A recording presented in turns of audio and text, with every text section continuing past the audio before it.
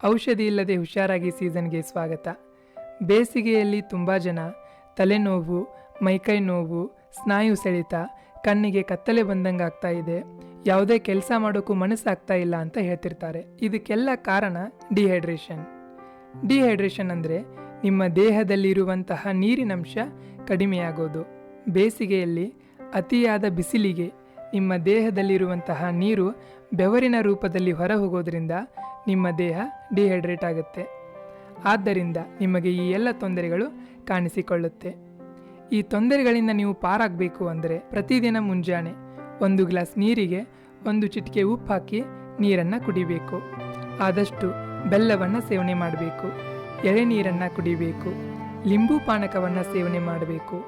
ಪ್ರತಿದಿನ ರಾತ್ರಿ ಮಲ್ಕೊಳ್ಳೋಕ್ಕಿಂತ ಮುಂಚೆ ನಿಮ್ಮ ತಲೆಗೆ ಮತ್ತು ನಿಮ್ಮ ಅಂಗಾಲುಗಳಿಗೆ ಎಣ್ಣೆಯನ್ನು ಹಚ್ಕೋಬೇಕು. ಆದಷ್ಟು